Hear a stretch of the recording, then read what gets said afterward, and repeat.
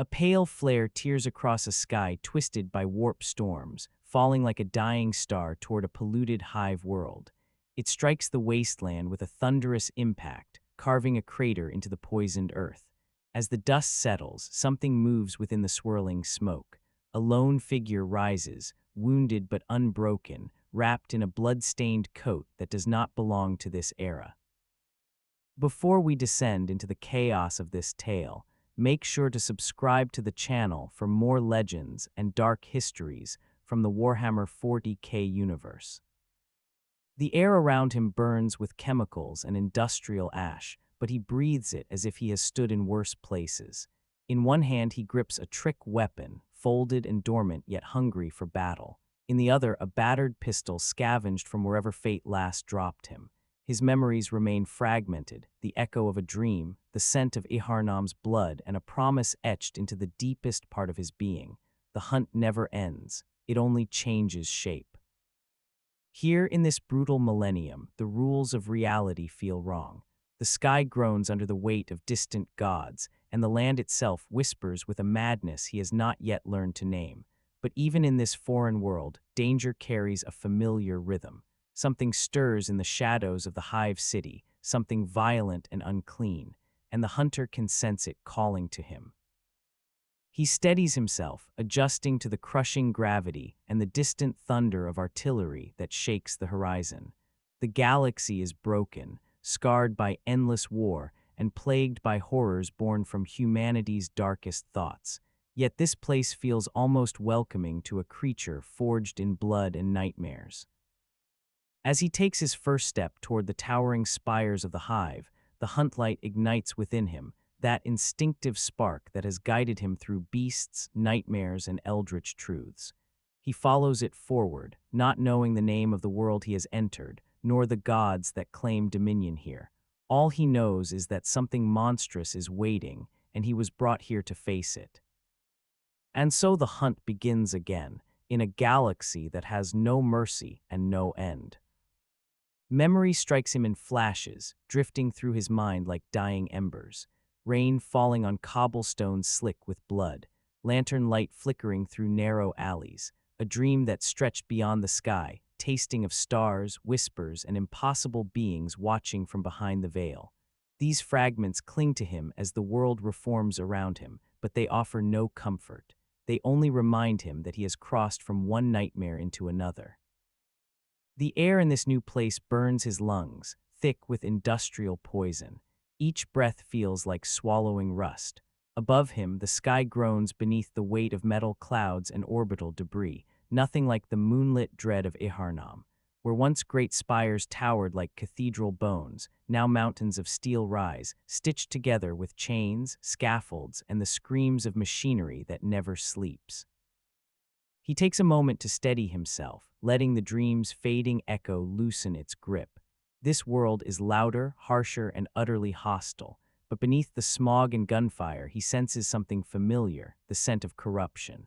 A wrongness that coils through the land like a living thing, hungry and restless. It is not the scourge of beasts, nor the whisper of great ones. It is something more violent, more vast, a collective madness shaped by countless minds.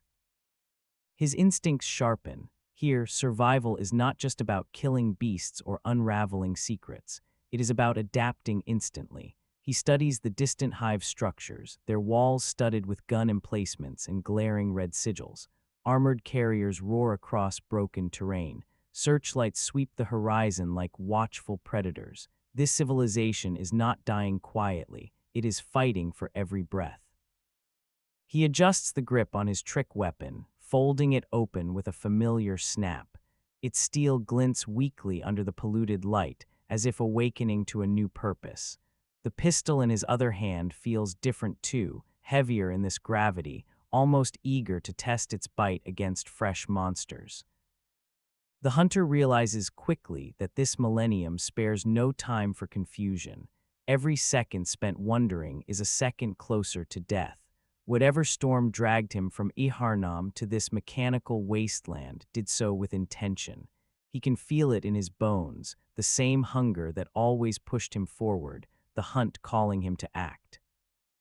And so he moves, guided by old instincts and new dangers, stepping toward a future he does not yet understand.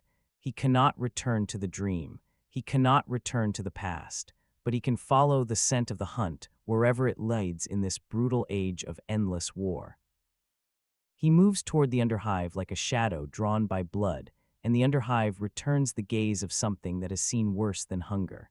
Narrow corridors funnel crowds of ragged faces, scavengers with gas masks, children with hollow eyes who know too many loud deaths. He is a stranger among them, an anachronism wrapped in a coat soaked with old blood and new dust. His trick weapon folds and unfolds with the practiced economy of a hunter who has survived by precision rather than brute force. That economy reads like a language the desperate understand. At first they recoil. The scavengers hiss words that mean accusation, words edged with superstition and fear. Someone screams, and the sound is the heartbeat that makes the underhive turn. A squad of Imperial Guard arrives, boots thudding, armor dented from 1,000 engagements, lasguns trained toward him like the pointing teeth of a trap. They are professional soldiers born to act on orders, and their orders include shooting unknown threats without waiting for explanation. For them, the equation is simple: unknown equals enemy. He does not seek to hide, because hiding is a coward's confession and the hunt teaches different virtues. He shows his hands, lets them see the weaponry that is strange to their eyes but honest in its purpose. A trick cleaver that shifts its geometry, a pistol that tastes like old iron and better intent. He understands the mechanics of intimidation. He understands that showing your face is a gamble, but also the only honest wager for those who earn their place by skill. The soldiers tighten their ranks. The Vox crackles. Someone demands identification. He has none to offer that fits their forms of authority. The first warning shot is a civil thing, a crack that severs the hush and makes everyone remember the primal rule of the underhive. The scavenger nearest to him misfires in panic or zeal, and the bullet punches through fabric and into living flesh. The hunter's body receives the wound as an insult to be answered, not as a problem to be nursed. He moves with a dancer's economy, not a soldier's expenditure of motion. He closes the distance in a breath, binds the hand that fired, and with a motion learned in darker places breaks the wrist and the will behind it. The weapon in his hand whispers, and the man on the ground stops being a threat. Violence here is grammar rather than metaphor. It is the way sentences end. The guard opens with volleys meant to stop him, intended to turn a man into a silhouette on a wall. The law's rounds scream and flicker, scarring metal and stone, punching through his coat and finding flesh. Wounds bloom. Blood leaks black and unfamiliar under the hellish light. Yet he regathers himself the way hunters did long before modern codebooks prescribed restraint. He lets the bleeding teach him where this place differs. Regeneration here lags at first like a muscle, reacquainting itself with motion, but it returns with enough rapidity that the guard reevaluates what they face. Curiosity becomes the second force acting on them. When a man survives volleys that would have ended dozens, when he stands and answers pain with a grin that shows teeth older than their oaths, the narrative shifts. Cautious orders are overlaid by whispered speculation. A corporal who has seen true horrors in the trenches recognizes technique and calls it out. The hunter's methods are brutal, efficient, precise. He does not slaughter indiscriminately. He kills to stop an immediate threat, and in doing so, he reveals something that unsettles more than wounds. The underhive is not used to monsters who behave with restraint. The guard officer who leads the squad chooses containment over execution when the Inquisition symbol appears faintly stamped on a calm sig above them, and metal drops from the sky like a flat palm. They look like angels to the underhive, or like something worse, depending which stories feed their nightmares. The hunter is secured with straps that will do more to reassure men than to actually hold him, and a curiosity that once threatened to kill him is now channeled into an inquiry. He is a threat and a marvel both, an unpredictable variable in a universe that prefers its equations tight and smoldering. In that narrow, insect-bright alley, humanity makes a choice that echoes farther than any one gunshot. They will not kill him immediately. They will instead bring him under observation, which is to say under study. The hunter moves with the reluctant grace of prey led into a different kind of trap, aware that this is another hunt with new rules. Survive their questions, and you might earn the right to choose your prey. The fortress that takes him in is not a home in any gentle sense. It is an organism of stone and will, corridors lined with iconography that is equal parts prayer and program. The inquisitor who surveys him moves like a blade of cold rationale. She is middle-aged in a way that counts for nothing. Age is an artifact when the body is reshaped by iron and authority. Her right hand is augmented, a mechanical limb with articulation that speaks of surgical intent and small mercies withheld. Her voice through the interrogator's chamber is a ledger, clean and efficient, cataloging what this anomaly represents. She reads him like one might read a rare text. That he speaks in grunts informed by a dream from another world complicates things less than his capabilities. He is at once valuable and dangerous, the calculus that defines inquisitorial discourse. If he is controllable, he becomes a tool for an endless campaign of attrition against forces that the Imperium fears. If he is not, he is an existential risk whose existence must be excised. The difference between those outcomes is a thin, dangerous line that she treats as her business to walk. Her operatives run diagnostic arrays across him, the way priests run prayers. They measure blood, pulse, and soul in terms that feel clinical and sacramental at once. Sensors that detect warp taint flicker, and their lights paint patterns across his skin like judgment. The interrogator takes notes with servo arms and instruments, an orchestra of calm assessment. The question is not whether he is supernatural, because that is obvious. The question is how to classify him within a system that slices reality into neat, enforceable categories. To the inquisitor, classification is power. Names wrap around things and bind them.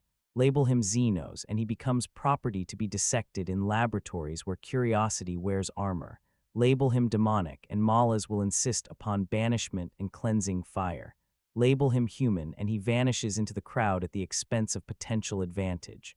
There is a third option, darker and more useful, an asset with constraints, a weapon with a leash. She offers him that third name with the bluntness of someone offering a patient a scalpel. Her proposition is cold and clear. He will be detained and examined, or he will serve under strict conditions. He will fight the enemies of the Imperium and in return receive limited freedoms, resources, and access to information. The Inquisitor's terms are not soft. They are treaties written where mercy and survival intersect. Consent in this room is a stilted thing. He could be purged on suspicion alone, and the harshness of that possibility is meant to sharpen decisions. He studies her as she studies him. There is an unspoken negotiation of wills. He sees the practical confidence that has kept entire worlds in fragile order. She sees the hunter, not only as a curiosity, but as a problem solver with a thirst some of their armies lack. She imagines him tearing through cult leadership and rifts with a kind of efficiency doctrine envies. He imagines being free to hunt without chains of bureaucratic decay strangling the thrill. This is where science and faith find an uneasy alignment. Her instruments hum the language of science, yet the standards by which she measures threat are braided with dogma. Their pact is neither comfortable nor pure. It is a marriage of necessity. He accepts because the Inquisition offers purpose in a way his dream no longer can. She accepts because his abilities might tip scales the Imperium has been trying to balance for 10,000 years. Both know that the truce is temporary. Both know a leash will be needed. The Inquisitor signs the terms with an unblinking look, and the hunter answers with a nod the color of a man who knows iron when he sees it. Choosing is a kind of architecture in the life of a hunter. Every choice is a step across a body of water that may be quicksand. Here, in the Inquisition's custody, the paths are fewer but the stakes are wider. He could smash through the door with the violence he understands and be killed by a machine that has eaten monsters larger and older than his nightmares. Or he could accept containment and information and use the system against the nightmares only they can measure. He chooses the latter because the hunt is the only thing that has ever given his life shape, and because the Inquisitor's proposition includes a strange promise: work with us, and we will give you targets worthy of your teeth. The Inquisitor's fortress is a new kind of lodge, where once the dream offered him rest and counsel, now a cold hall under many sigils stands in its place.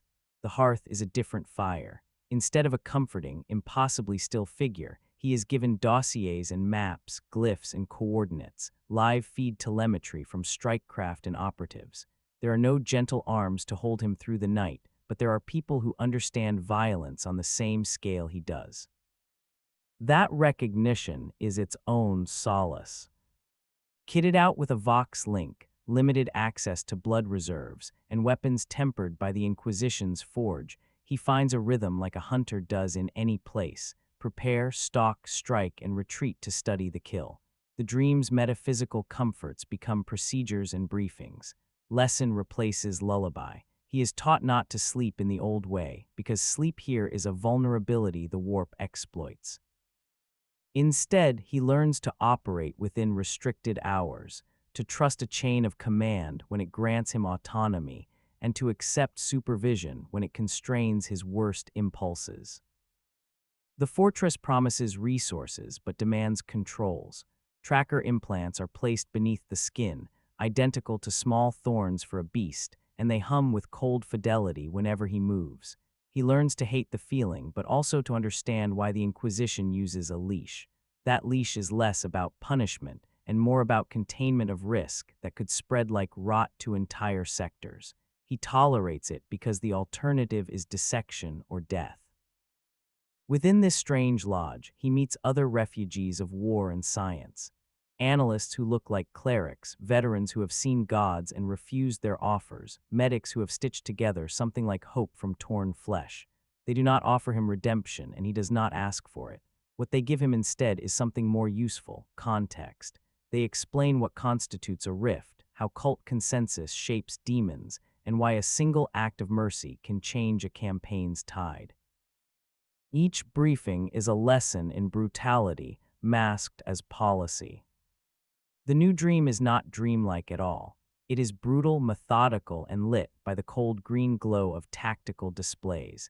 He sleeps less, but when he does it is a sleep framed by the knowledge that his abilities can be channeled for a purpose that, in its own warped way, protects fragile lives. Where the hunter's dream once whispered mysteries and offered temptations, the Inquisition's fortress gives him missions and constraints. He chooses the missions. By choosing to adapt, he does not surrender identity. The hunt remains central to his being. The Inquisition's fortress simply reframes the prey, replacing beasts with priests and demons and the armies that worship them. In exchange for that reframing, he gains something priceless to a creature bred to hunt: targets that matter on a scale he has never before imagined. He accepts the Razor Covenant and steps out from under the fortress's cold archways, not as a ward captive of faith and science, but as a hunter with a purpose mapped across star systems. Nothing in this galaxy functions by the metaphors he learned in Yharnam. The rules here are written in gunpowder and prayer, in metallurgy and madness stitched together by 10,000 years of conflict. The first time someone says the word bolter, he thinks it an insult. The first time they fire one beside him, he understands why it is spoken in reverent hush. Bolter slugs are small rockets with teeth and intent.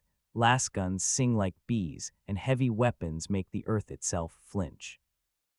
Terminology becomes survival kit. Names are the talismans that allow soldiers to make sense of what will kill them. He learns quickly because the hunter's mind is a machine tuned to pattern and rhythm. Each new term becomes a beat in a percussion he already knows. Bolter, Laz, Plasma, Melta, each one has an appetite and a cost. Weapons are more than tools here. They are embodiments of institutional choices. A bolter's explosive round kills differently from a trick blade's clean slice. One wounds the ecosystem of a battlefield, rupturing bone and armor and ensuring contagion spreads like a rumor. The hunter adapts his style to account for the scale of destruction these instruments deliver. Beyond the ordinance, the deeper rules are stranger and more dangerous. The warp is a place in which thought becomes weather. It is not an atmosphere he can breathe, but it is a pressure he must learn to read. Emotion fuels it, belief feeds it. The mass of humanity's subconscious makes storms that change the physics of a battlefield. In Yharnam, the Great Ones were distant presences whose influence bent dreams and minds. Here, gods live in the psychic seas and send their servants like tides. The hunter feels the warp as a taste on his teeth and a pull behind the eyes.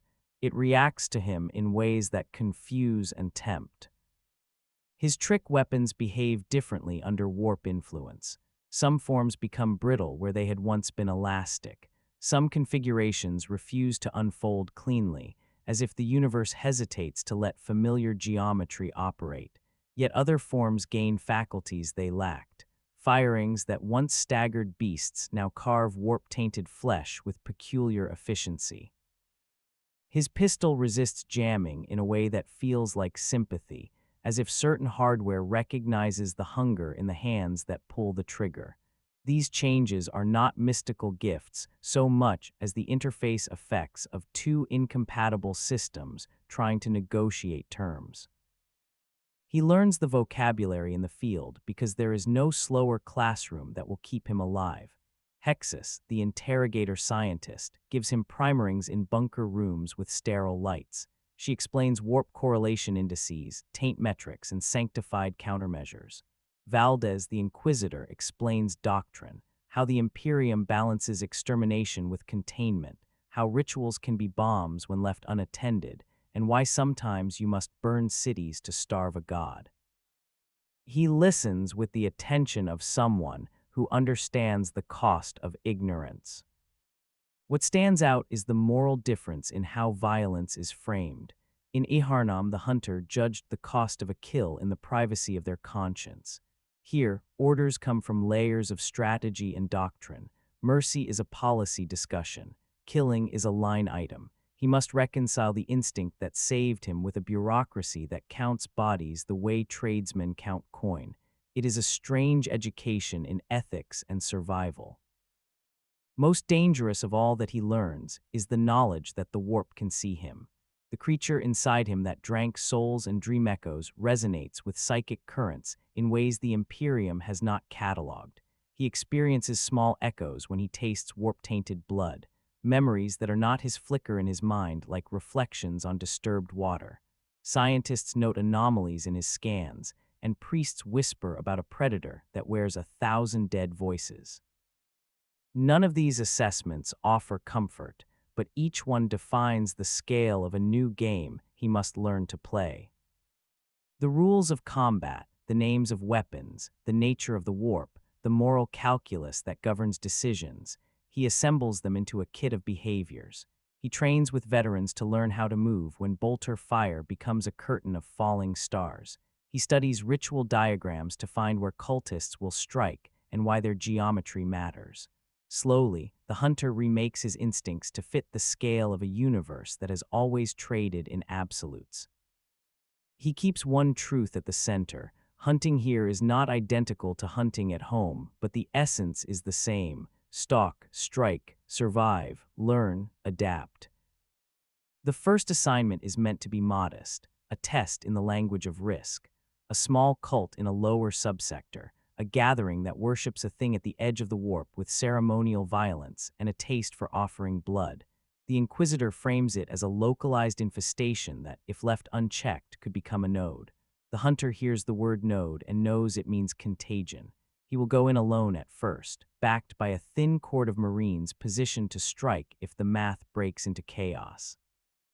The leash is present.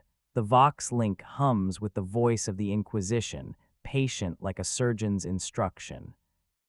The warehouse they target is a mausoleum for wasted devotion. Iron skeletons hold alchemical vats, blood patterns on the floor map rituals in concentric cruelty.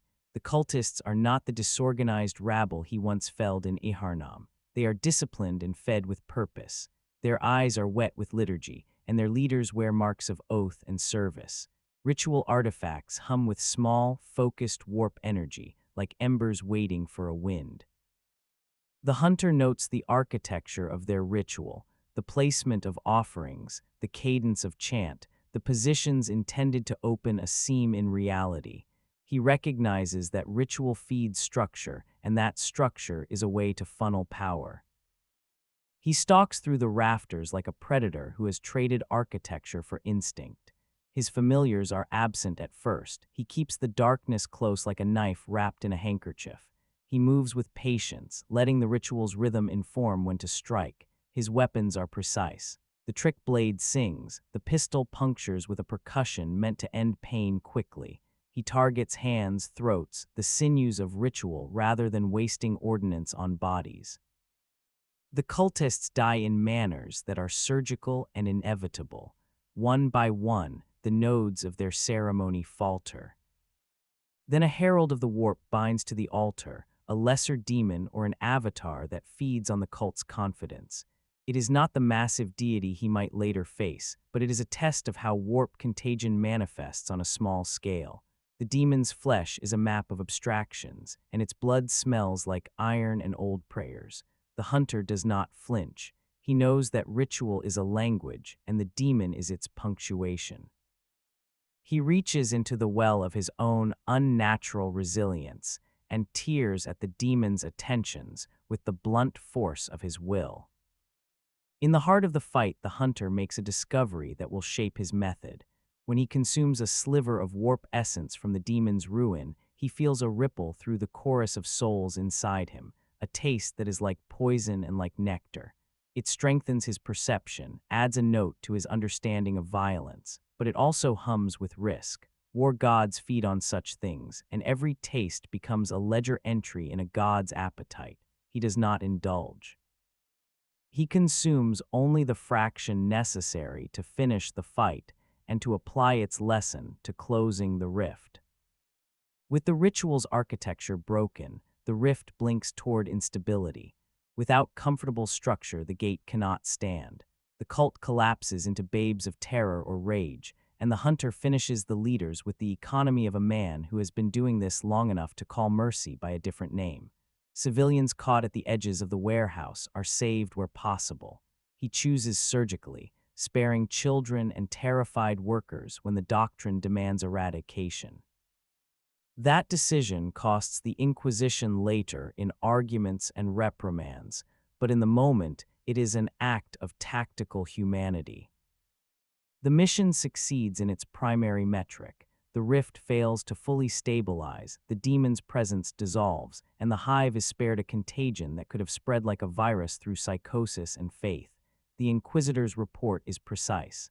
Mission objective achieved, collateral damage minimal, yet the after-action examination is less tidy. The scientist notes the hunter's absorption of warp residue. The theologian whispers about a predator who eats God's scraps. The political officers note the survivors who now tell stories of a crimson-coated stranger who chose to spare them. The hunter steps away from the warehouse with blood on his weapons and a lesson learned. Ritual feeds power, and power eats worlds when left unchecked. He also learns that mercy in this place and time is a decision that echoes in the calculus of war. The alarm comes not as a siren, but as a pressure change in the air, a sudden hush like a held breath across the hive. Instruments spike, Vox channels crackle with someone yelling coordinates, and somewhere above the horizon the sky blooms with unnatural light. The hunter feels it before he sees it, a tug at the edge of thought, a cold finger tracing through the chorus of memories he carries. The immaterium is not subtle. It announces itself like a wound that will not heal. They dispatch him quickly because his last mission proved utility, and because Inquisitors prefer practical experiments over theory when the risk is immediate. The transport shudders through toxic cloud and corrosion, cutting across the hive until the ground below resembles a scarred living thing. The site is a broken plaza where concrete has been rearranged into obscene geometry. glyphs etched into slabs of stone that were never meant to bear meaning. The rift sits at the center, a vertical tier that should not exist, a seam in the world that exudes soundless noise. Colorless shapes press against the edges, as if trying to taste the air on this side. The first glimpse is enough to loosen a hunter's old nightmares and stitch them to new ones. A lesser demon bleeds through, as if expelled by some vaginal logic of the warp, half-formed and hot with the scent of old wars. It moves like a creature that is relearning its limbs, metal fused to muscle, teeth like small moons, eyes that drink light and return it as malice. When it turns toward him, hungry and recognizing, the hunter does not hesitate. He knows various kinds of hunger. The demon's is pure engine, a need to rend and to be fed by fear. He meets it with the practiced economy of his trade, blades shifting in configuration to account for the demon's armored hide and uncanny articulation. The first real contact with the Imperium is not metaphysical in the first moments. It is noise and heat and the physicality of violence. The hunter strikes, and his blade finds purchase in a place that takes a piece but does not heal. The demon wobbles, but its scream is not like animal pain. It is a backward message from a place where souls are currency. When the blade slices through some internal membrane, a vaporous ichor droplets across his skin and mouth. It tastes like iron and memory and the echo of a war that ate stars. Instinct tells him to spit, to cleanse. Curiosity tells him to taste. He does not drink deeply, only enough to learn the contour of this new sustenance. The taste slides through the chorus of souls he contains and flares like static. For a second, his vision refracts into scenes not his own, banners on fields that lasted centuries, the echo of horns, the wide swing of brass blades. Then the images collapse back into his head like a fought memory. Something inside him shifts. The hunger that drove him for centuries now includes a new note, sharp and metallic. The Imperium has left a stain on him. They push the demon back with disciplined volleys from guard and the brutal efficiency of the hunter's blade when it cleaves between joints and organ. The crew stabilizes the seam long enough for a sanctified team to erect wards and a detonation that collapses the rift into a smoldering crater. The facility calls it a containment. The hunter calls it a scrape, a lesson in how even pieces of the warp taste different. He notices the change in himself immediately. Perception brightens, edges of thought sharpen, but there is also a thinness, an ache in the places where the souls inside him whisper their panic at being touched by godlike stuff.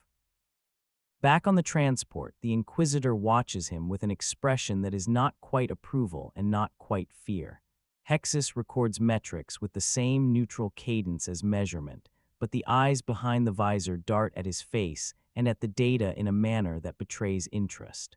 The report will say success, that the rift was prevented from widening, and that casualties were within acceptable parameters. The private observation will note that the hunter has integrated a sliver of warp essence, and that integration is unpredictable. This first contact is a hinge. He has learned that the Imperium is edible in fragments, that its flavors change the palate of the eater. He has learned that consuming it will sharpen his abilities, but will also bring him under new kinds of hunger. The hunter always knew that power had a price. Now he knows one of the currencies. The Imperium will be a companion and a predator, offered as a tool by the Inquisition and as a temptation by the Void. Both usages will demand payment. After the rift, the fortress becomes a classroom of dread. Valdez meets him in a chamber lined with codices and instruments, a room odorized with oil and incense that is meant to remind the Inquisition that science and faith are two limbs of the same body. She does not scold. Scolding has little place where tenure and authority merge. Instead, she explains, with the kind of clarity that makes grim facts feel like strategy, how the warp functions as a mirror and a furnace. Human thought and passionate blood are not incidental to the gods that inhabit the Imperium. They are the very fuel that stokes those monstrous engines. The Inquisitor's language is precise. She tells him that emotions act like wind across flame, feeding concepts until they become entities.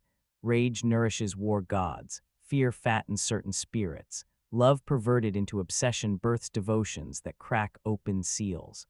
The hunter listens, absorbing doctrine the way he has always absorbed praise pattern. In Yharnam, he learned that fear could spawn monsters and that rituals bent reality in fragile ways. Here, the scale is a galaxy and the currency is masses. Entire planets, worth of belief, can grow a god's appetite. She makes the moral landscape plain.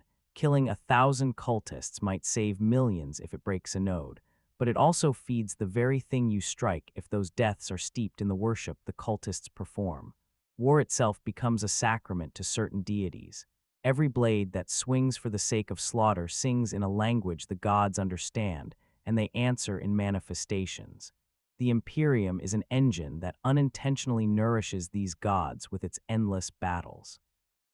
The hunter sees that his world and this one converge. Blood begets monsters, and monsters beget necessity. The thing that unnerves him is not the doctrine but the application.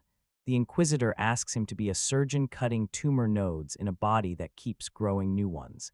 He is told to strike precise, crippling blows and to avoid feeding the mythos with spectacle. Strategy is not merely about brute elimination. It is about denying the enemy narrative. Remove the altar, break the chant, scatter the congregation so the myth has no social mass to sustain it. The hunter, schooled in hunting single beasts and dismantling their lairs, understands the mechanics of such surgical strikes. He also, with old reflexes, resists the cold calculus that would tally civilians as acceptable losses. Hexus provides the empirical overlay to Valdez's sermon. She brings out screens with historical data, charts of rift growth against ritual cadence, and examples of past mistakes where victories served as crucibles for gods. The patterns are gruesomely consistent. Every sanctioned war in the Imperium increases the warp's volatility. More souls screaming creates more opportunity for gods to reach through. That the Imperium has not been destroyed is testament to its brutality, but also to a fragile balance maintained by endless vigilance and terrible choices. The lesson hardens a truth. His hunts can wound gods, literally. The hunter's blade and his newly acquired capacity to consume warp taint represent a vector that can remove pieces of a god's infrastructure. A skill that eats the nodes the gods require could be the difference between planetary survival and planetary damnation. He likes the thought because it suggests purpose beyond individual kills. But with that thought there is a shadow. Every time he feeds on a fragment of the immaterium, he logs himself on a ledger the gods can read. Being capable of wounding a god is not neutrality, it is a provocation. When he leaves the chamber, the fortress corridors feel narrower. He carries the lesson like a weaponized prospect.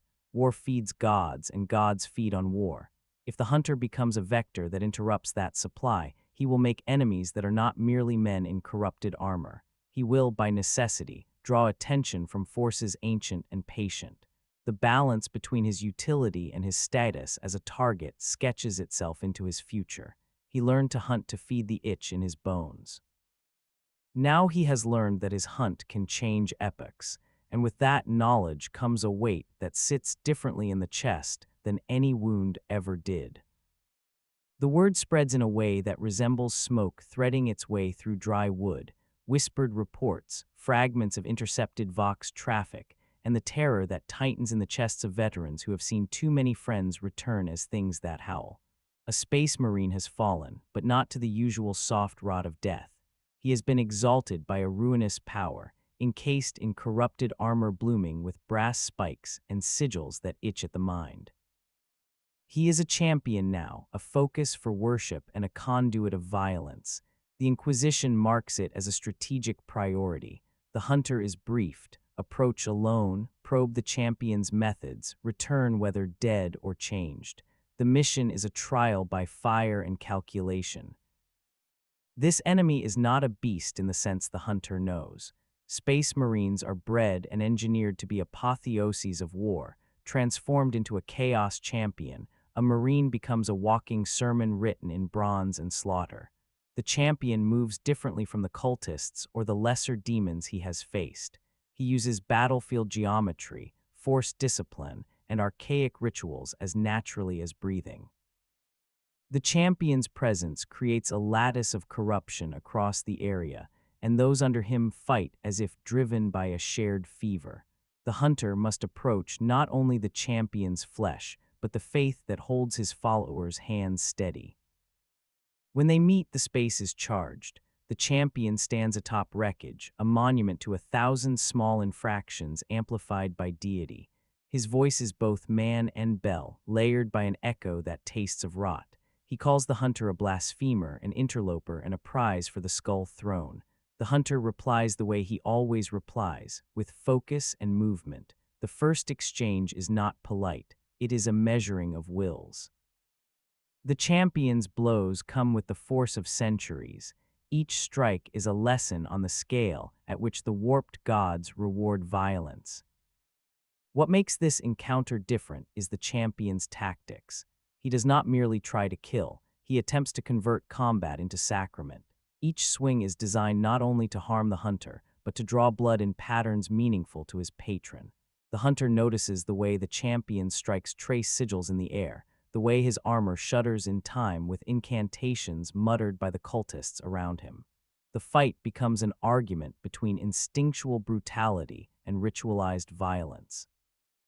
The hunter adapts. He uses stealth and misdirection to blunt the champion's ceremonial rhythm, and attacks points the champion's consecrated armor neglected. He unlearns some of the directness that served him in Yharnam and replaces it with feints that break the champion's liturgical sequence. When he wounds the champion, the result is a small, visceral triumph and a larger terror. The champion bleeds a substance that is more like molten memory than gore. It calls to something in the hunter, a curiosity and a knife-edge desire to taste. He resists the desire to consume during the fight but sees consequences afterward.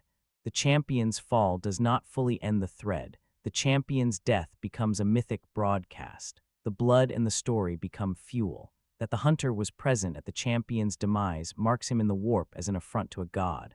Small victories in the physical world translate to ripples in the immaterial sea. He has excised a node, but the vigor with which that node dies may become a rallying cry. The hunter understands the paradox of his role with bitter clarity. Every triumph could be the spark that feeds a larger conflagration. After the fight, the Inquisition's commendations are tempered by practical warnings. Valdez warns him that some victories are Pyrrhic. Hexus records data that shows augmented warp resonance around the battlefield. The hunter is left with a medal of experience and a map of consequences. He has proven his edge against a being forged by war, but in doing so he has escalated a conversation that is already ancient. The gods notice him now with new intensity, and the champions of those gods will not stop until they have answers or skulls. The warehouse mission that followed the champion's fall is meant to be precise, surgical, yet the theater of any operation rarely reads like the briefing. As the hunter moves through the labyrinthine corridors toward the ritual sanctum, he encounters civilians pressed into service or terrorized into silence. Faces too young for battle, elders whose eyes carry only regret, laborers who were dragged into blood because poverty made them pliable. The Inquisition's doctrine is razor-sharp. Any vector of corruption must be excised, and sometimes the excision includes the living tissue around the tumor. The hunter, schooled in the necessity of brutal choices, but tempered by a habit of looking into the eyes of those he kills, finds himself at a moral crossroads. He has seen what unchecked ritual can become. He remembers the rift and the demon and the way a God's servant will turn a joy into a slaughter. He has watched how fear mutates into fervor in the space between sermons and steel. Yet the sight of children, their small hands stained with ritual pigments that they did not choose, triggers an instinct older than doctrine. In Yharnam, he learned to differentiate monsters birthed by choice from those born of circumstance. Here among the hive's detritus, the lines blur. Orders in his ear are precise and unyielding. Valdez's voice is a measured hammer. Prioritize closure, prevent spread, accept collateral. An aesthete of consequence, she has little appetite for sentiment when the calculus demands sacrifice. Hexus, riding the edge between compassion and calculation, supports containment when possible, but her instruments will eventually be used to justify harsher measures.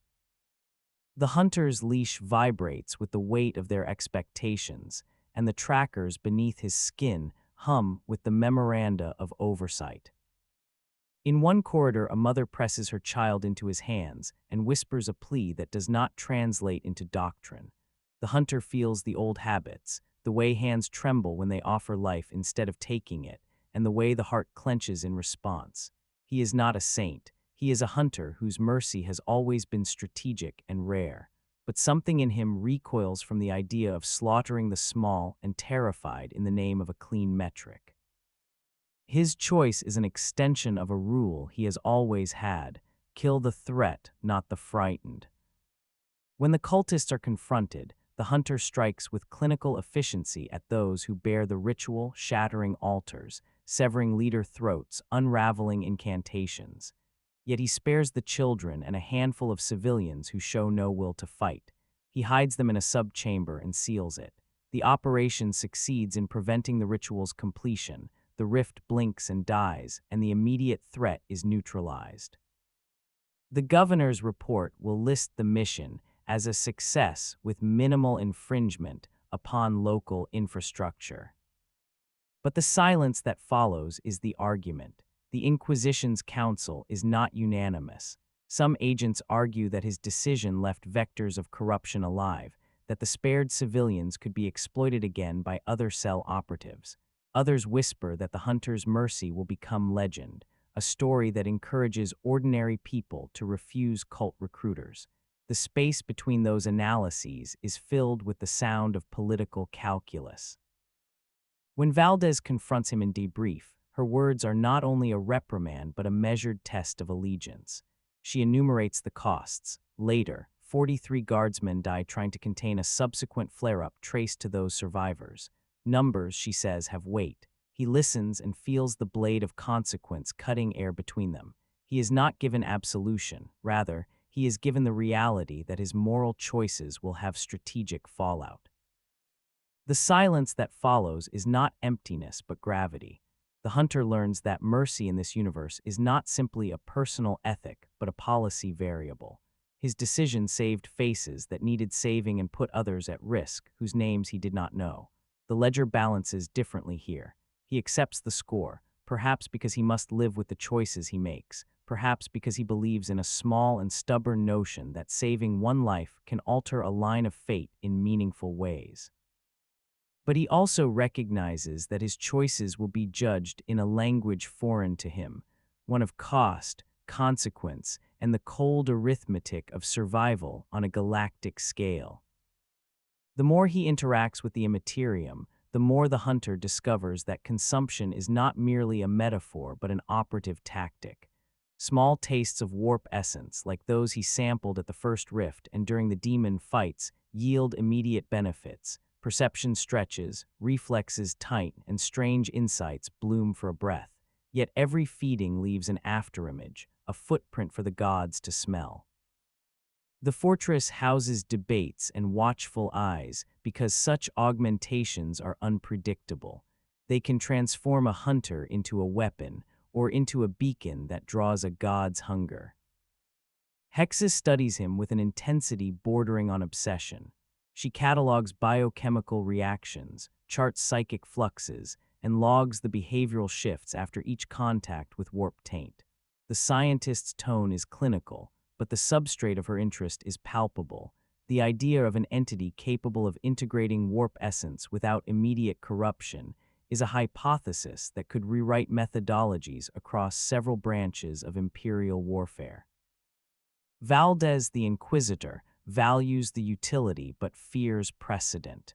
Either way, the hunter becomes a living experiment in the theater of war.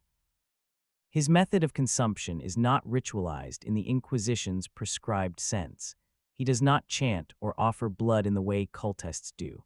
He takes in fragments through violence and absorption, letting the essence mingle with the corpus of souls he carries. The internal chorus, once a rumbling background, reacts to the new influx like a crowded room startled by a bell. Some voices sing in praise, others scream in panic. He learns control through pain and through rehearsal, practicing the containment acts that keep the assimilated fragments from overtaking his will. Strength arrives in sharp, measurable ways. He perceives micro-motions in opponents that ordinary sight misses. He can thread his shadow familiars through a lattice of bolter fire and snatch the breath of a man before the law's round finds its home. His wounds clot with swifter ferocity, and recovery is accelerated beyond natural thresholds. He feels younger in the portions of his mind that once worn smooth with centuries of repetition. Such gains are intoxicating. They whisper of immortality and mastery, and the sweet logic of being always the predator. Yet every feeding bleeds risk. The warp essence is not sterile. It contains echoes of the entities that birthed it: anger, hunger, dominion.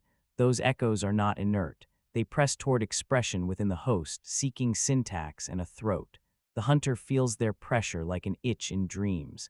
He constructs mental prisons, compartments of will that lock away the larger motives coiled inside him. Sometimes the prison holds. Sometimes it cracks, and he wakes with nightmares not his own, or with fleeting impulses that smell of brass and blood. There are physiological costs, too. Long-term integration warps affinity and appetite.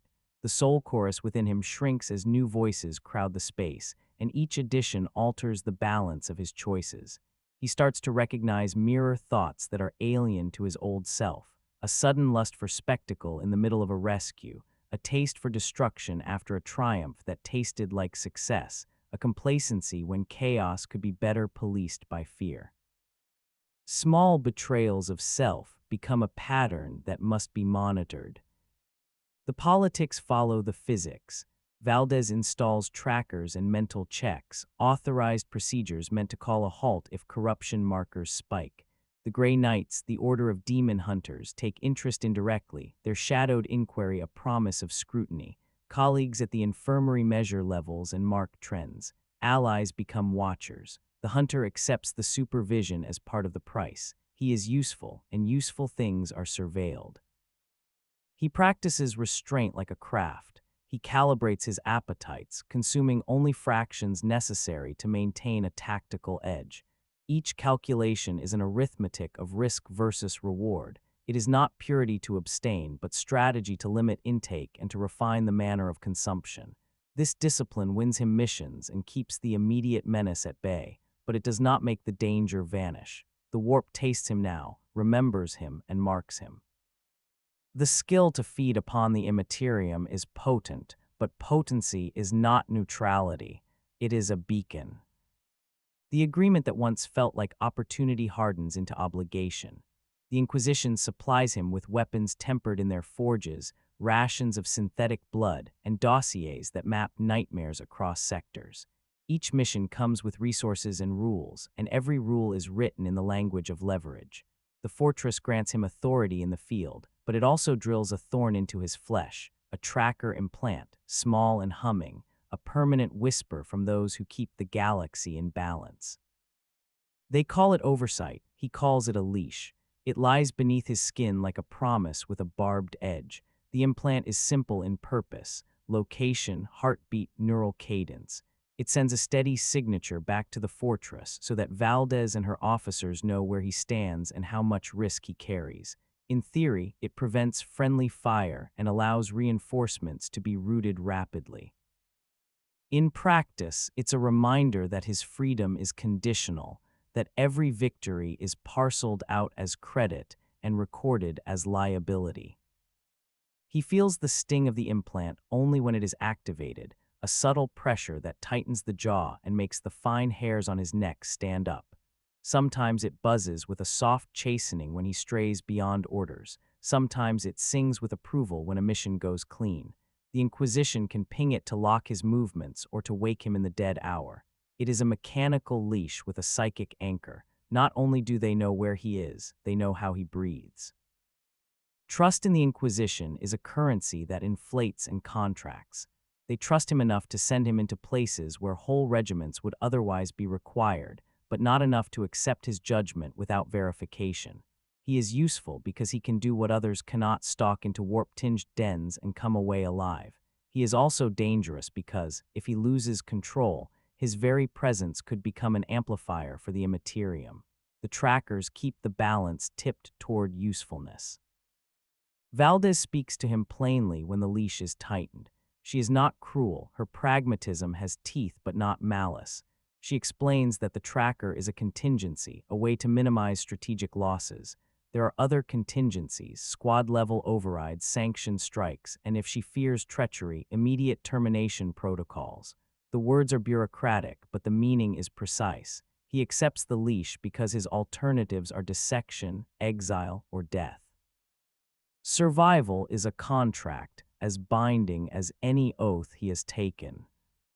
The thorn also shapes his behavior. He begins to act with an awareness of being watched, which is a fitted discipline for any hunter who must perform in public, but it is also corrosive in subtle ways. He cannot vanish into a side street to feed his shadows without creating telemetry that demands explanation. He cannot wade into a mob and save every child without leaving a record that higher-ups will interrogate. The leash refines him into a tool that must be returned in serviceable condition. Yet the leash also keeps him alive in practical ways. When a cell erupts into open ritual and the warp bleeds outward, the tracker allows orbital assets to target feed points and drop containment charges with precision. When a demon prince rises and sweeps the field with terror, the tracker marks where the hunter fell and triggers a rapid extraction plan. The device is both sword and shield, restraint and lifeline. He grows accustomed to its presence, as one grows accustomed to the weight of a trusted blade. In the dim hours between missions, he tests the limits. He learns how much the implant reveals and how much it shields. He learns to move like a shadow inside a lattice of signals. Valdez watches him work and sees competence. Hexus marks the data and sees marginal risk. The Grey Knights eye him from a distance, mistrust like a hand behind a cloak. The pact has tightened. The leash is real. He works within it because purpose is worth concession. And because, in this universe, chains can be the shape of safety as much as the shape of control. The sector's map changes like a wound reopening. Intelligence picks up a pattern, small cult cells, quietly ambitious, spreading through hab blocks and manufactorums like rot under paint. 5 of them flare into activity almost at once, each different in flavor but identical in intent. One worships the rhythm of blade and drum, another decants rituals of mutation, a third trades in dead voices sold as prophecy. The Inquisition calls them a network, he calls them prey. The hunt has widened its radius into an entire war. Each cell offers a new kind of lesson. The first hits like a street fight, discipline thin and violence raw. The second is more cunning, sorcerers with geometry maps of the warp, sigils that make the air taste of iron, and rites tuned to expand the distance a rift will hold. The third marshals former soldiers who learned warcraft and then took to worship, their drills converted into sacrament. One cell has a cadre of psychers who sing in psychic chords that make metal tremble.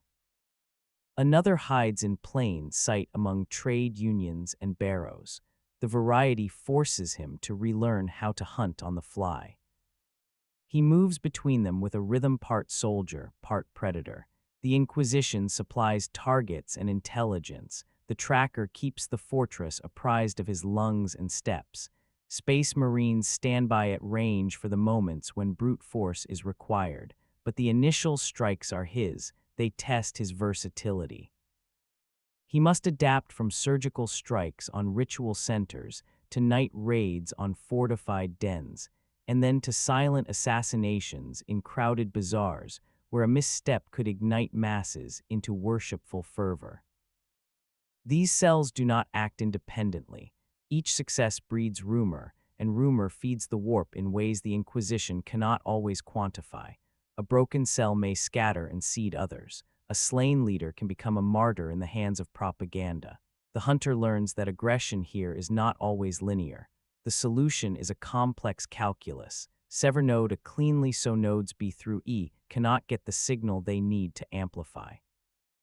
He becomes a coordinator as much as a killer, choosing which nodes to collapse and which to bait into fragmentation.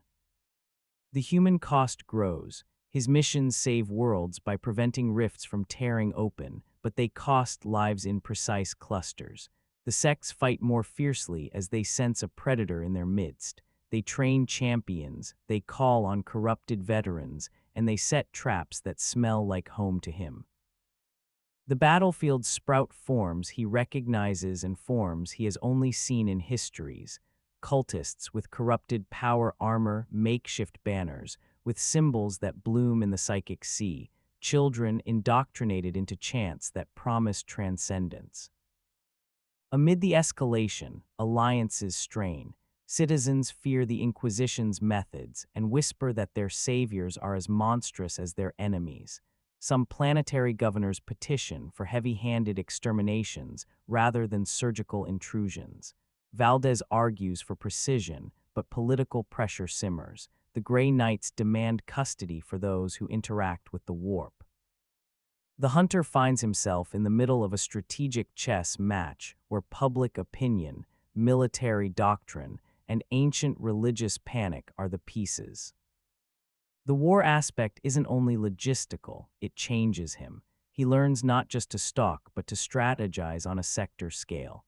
He begins to see patterns between sacrifices, to anticipate which type of cult will react to a given disruption. He also grows aware that the gods are watching these choices more closely. Each node he extinguishes is noticed in the Imperium, and the gods respond. The hunt becomes a war not only in the physical theaters, but in the psychic seas trailing behind every ritual and every death. The price of victory is vigilance and a new kind of fatigue, the weariness of a hunter who must now think like a general while keeping the blade sharp. When the summons comes, it bears the weight of inevitability.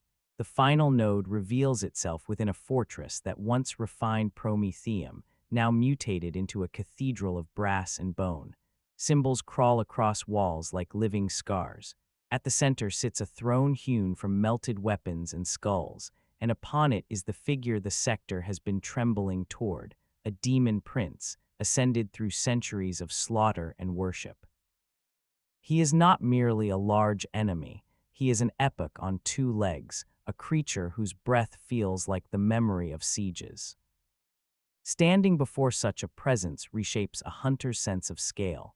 The prince's armor is a mosaic of trophies and runes. His voice is the rumble of entire campaigns. He exudes a pressure that makes the air between thought and action viscous. Around him stand chaos champions and corrupted veterans whose loyalty is welded with the pyres of ritual. The whole room is a sermon, and the prince preaches annihilation with an elegance only a being of 10,000 years could master. The hunter approaches with all he has learned. He shifts through the shadows with familiars carved from darkness, testing the perimeter for traps tuned to the god's frequency. He knows this fight cannot proceed like the others. Conventional tactics will fail. He is not merely to kill a body, he must disrupt a myth. If he sunder the prince's armor, the god's song might still echo. If he strikes the prince's heart and leaves the ritual intact, the warp may stitch the essence back into a new form. This is the test designed to break him or to remold him. The battle that follows is a maelstrom.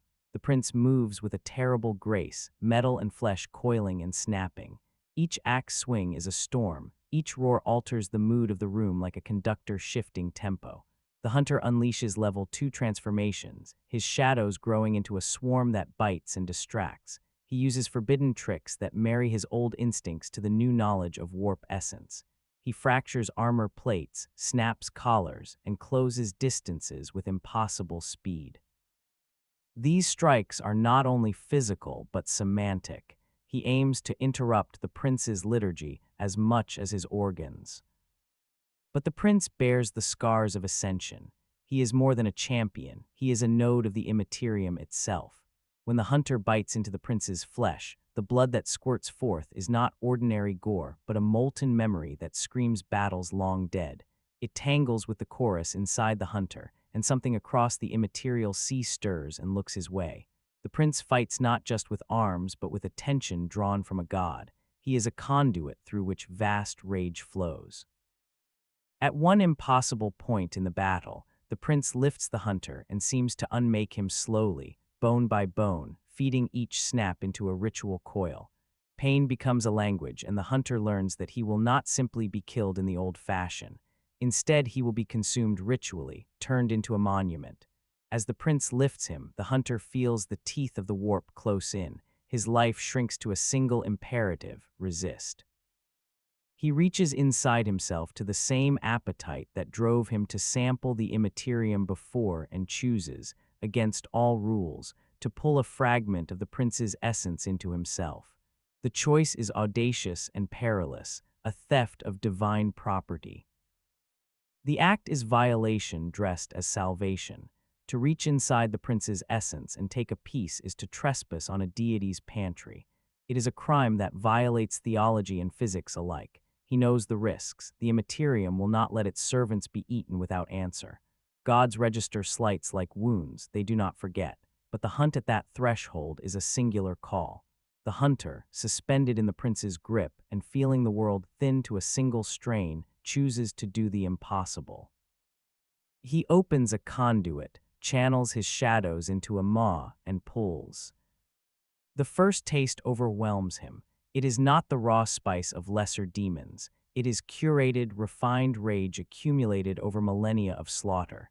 Memories explode into his mind, sieges that lasted seasons, planets burned for sport, the faces of champions who have been made into symbols and never lived beyond their myth. The experience is apocalyptic in compression. He feels an anthology of violence folding into him, a library of methods and grievances that would remold any ordinary mind into worship or ruin.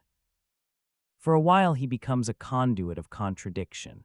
The prince's essence tries to assert itself, to fold his will into the shape of worship. The hunter's internal chorus screams in protest as pieces of the prince's memory ripple through. It is agony and insight intertwined. He learns the prince's tactics at the speed of agony. He inherits knowledge that allows him to anticipate the prince's moves, to counter rituals, and to redirect bolts of warp-charged brutality. Power unfurls within him like a bloom of light and flame. But the cost is immediate. He feels himself changing. The voices within his head shift in tone. A new voice emerges, not wholly the prince, but a presence saturated with the prince's ambition. It is patient, strategic, and anciently furious. It queries his motives. It tastes the world and finds appetite. The hunter's own identity stretches thin under the weight. He is not killed outright, but he is remade at the edges. He contains now a fragment of demigod will, and that shard is a live wire inside his mind. The Inquisition, watching in horror and awe from the margins of the battle zone, records the violation. Valdez's face renders like stone. Hexus's instruments flash warnings like panicked prayer. The fortress monitors show a signature spike in warp resonance, a bloom that would be detectable across sectors. The Grey Knights, alerted, tighten their response posture. The political consequences of such a theft are unpredictable. He has done something brilliant and suicidal, cunning and insane. When he finally falls clear of the prince's grasp, the creature's body unravels in a way that suggests defeat and violation both. The throne room trembles. The prince's body shows rents that ordinary weapons would not have caused, and yet the Immaterium howls in protest. Somewhere a god feels a tooth missing and turns its attention. He has changed the rules by breaking them. The victory is real. The danger that follows multiplies like infection. He has become both hunter and chalice, thief and prey. Back at the fortress, the aftermath is a careful, tense theater of containment. They have retrieved him before the god's attention could become fatal. They have extractions to perform, dosage of synthetic blood to administer, wards to reinforce. But the largest operation is quiet and internal, the building of a prison inside his psyche. He has consumed a piece of a demon prince, and unless that piece is contained, the consequences would dwarf any strategic victory. The Inquisition does not possess metaphysical locks so much as procedural ingenuity. They will build a mind-made hold where will dominates chaos. The work is surgical and psychological. Hexus coordinates technicians and sanctioned mystics. They design a regimen of meditative constructs, cognitive locks, and ritualized reinforcements that draw from both machine logic and religious parody. The procedure is as much behavioral as it is arcane. They teach the hunter new patterns of thought, repetitive mantras, iron rituals of discipline, and sensory anchors that ground him when the prince's voice gnaws. It is like teaching a bone to remember when it is part of the body and when it is not. Inside his mind, the prince's presence behaves like a storm in a glass jar. It rattles the walls, pounding with memory and intent, seeking weaknesses. The hunter constructs internal habits that act as mortar. He learns to channel the prince's insights into discrete compartments so that knowledge is accessible without surrender. It becomes a daily battle of wills, a negotiation where his core self must set terms and the prince's shard must be made to accept incarceration. This is not mere repression.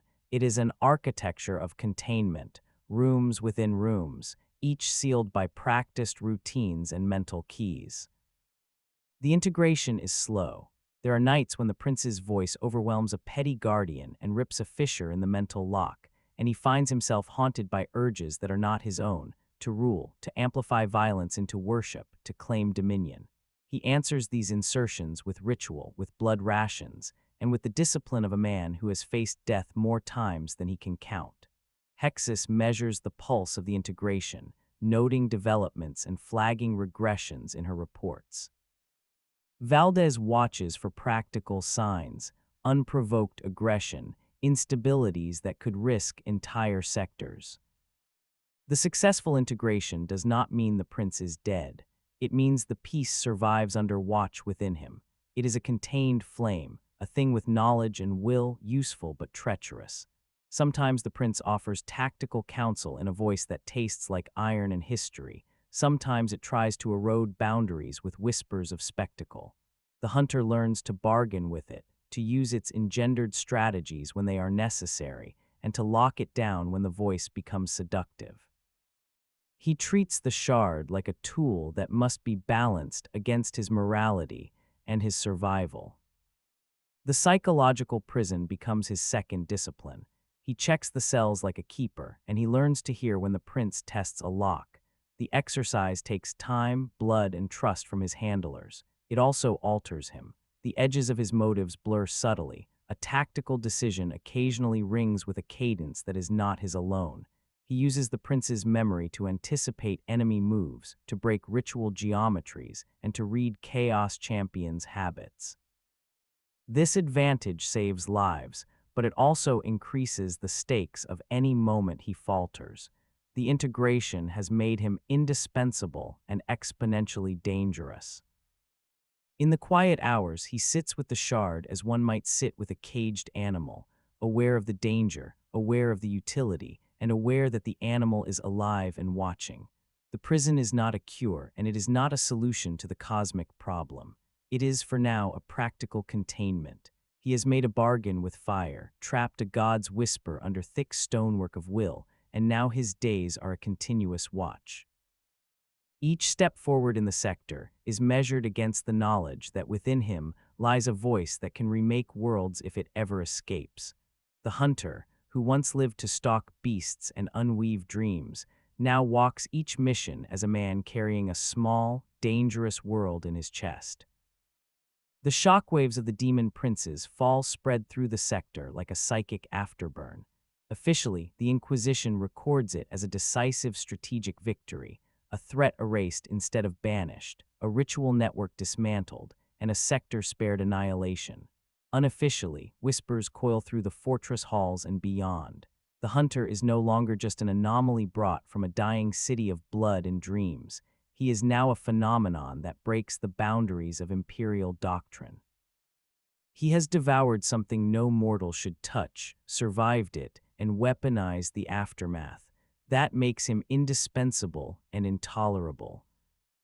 The first consequence arrives soft, bureaucratic, and lethal, a transfer order from a higher seat of authority demanding he be seized, analyzed, and if necessary, destroyed. The paper trail is written in polite absolutes: containment, classification, termination, the language of panic wrapped in formality. Those who sign it fear what he represents. A being who can consume the warp challenges the indoctrinated truth that only gods and their chosen may reshape the immaterium. If he exists, their certainty fractures. But Valdez, who has watched him bleed, fight, adapt, and suffer, refuses to surrender him. She argues that no laboratory can stabilize the thing he carries, no Grey Knight library can dissect what does not obey their rituals. She submits a counterfile, that the hunter is a tool in motion, a razor that must stay in the field because removing it risks more than letting it work. Her reasoning is simple: his usefulness outweighs the risk, at least for now, and risk is the Inquisition's daily breath. The order is withdrawn but not erased. It lingers like a ghost clause. He is now officially sanctioned for continued deployment, yet unofficially marked. Some factions within the Imperium see him as a miracle, a weapon capable of turning chaos against itself. Others see him as a corruption that walks in human shape, a blasphemy wearing a coat that should have been ash long ago. He gains allies who admire his efficiency and enemies who sharpen arguments for his execution. Every victory he earns makes the debates louder. With his reinstatement comes new parameters, more missions, more oversight, more scrutiny. His tracker stays embedded. His reports become mandatory, detailed, and sometimes invasive. Hexus measures him like an unstable star, analyzing pulse, psychic blade, behavior drift. Valdez grows sharper in her warnings. One misstep, one sign of the prince's influence breaking free, and she will not hesitate to act. He believes her, and strangely, he respects her more for it. Even among the rank and file, reactions fracture. Guardsmen whisper about the hunter who eats demons. Some fear him more than the heretics they fight. Some revere him as proof that the Emperor sends weapons stranger than angels. Space Marines watch him with a warrior's appraisal and a killer's suspicion. They understand power, but they also understand what it means when power stops serving the hand that wields it. The hunter walks through this storm unchanged on the outside but sharpened within.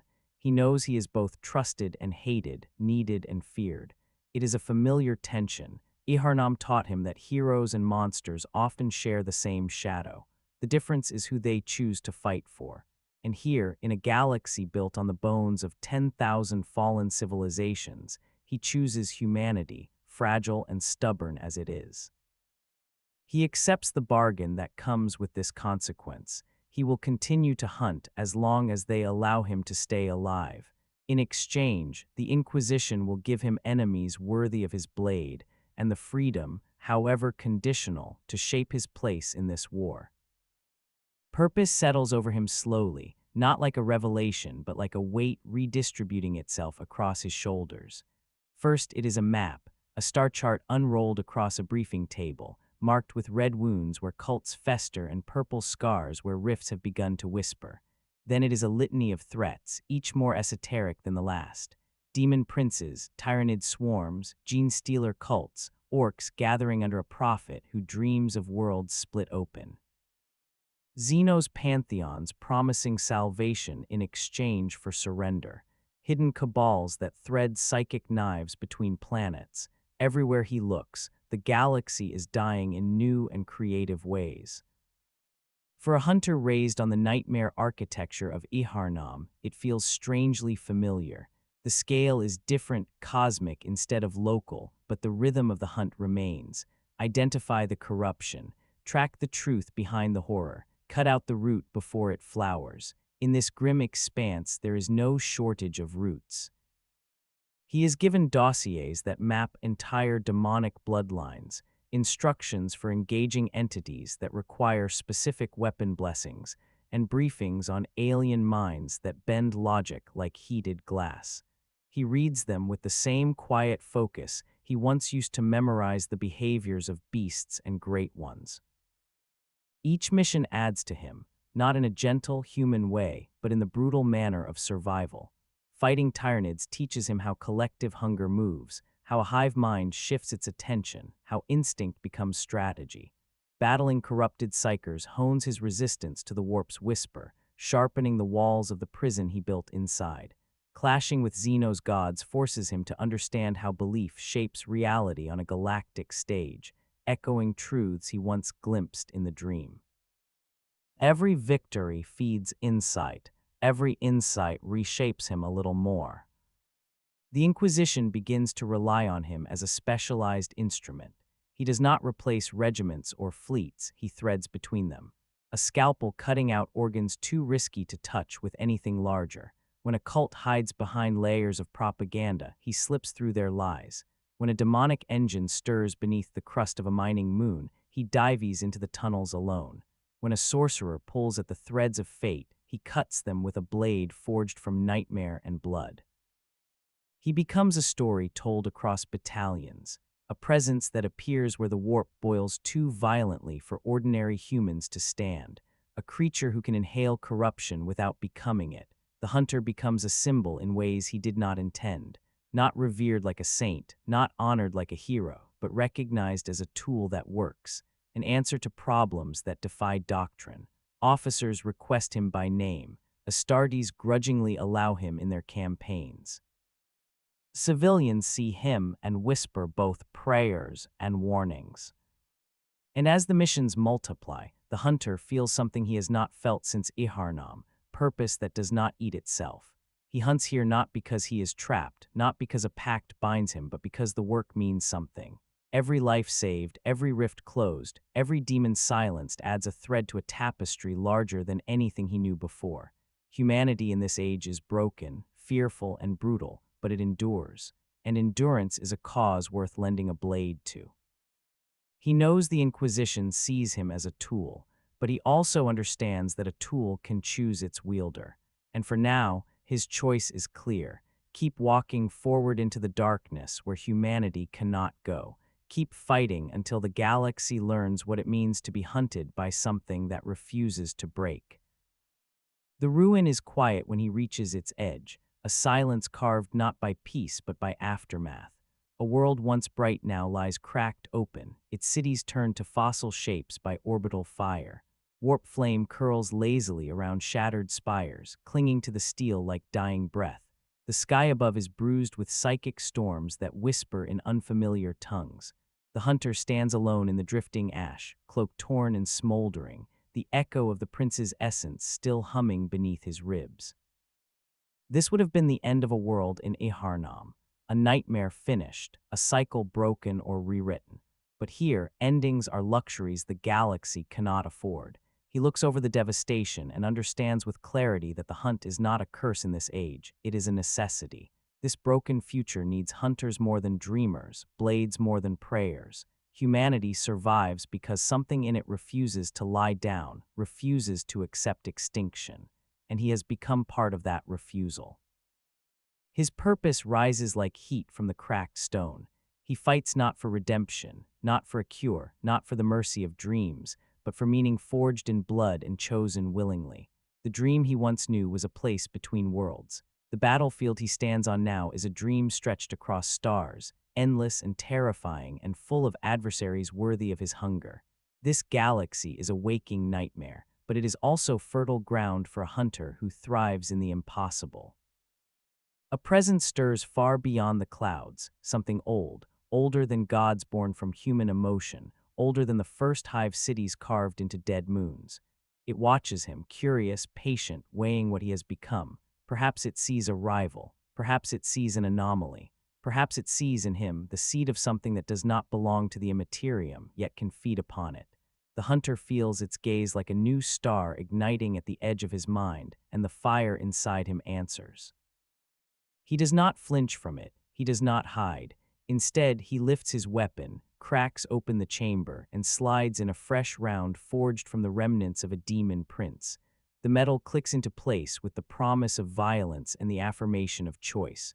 There is no fear in him now, only readiness, only the rhythm of a hunt that has found its true scale. The galaxy is wide, the warp is hungry, humanity is fragile. And the hunter is not done. He steps forward into the burning wind, shadows coiling like loyal beasts at his heels, and prepares for the next call, because the dream is bigger now, and somewhere beyond the stars, something waits to test him again. If you hunger for more tales of impossible encounters in the dark millennium, smash that subscribe button, and the Emperor protects those who support the channel.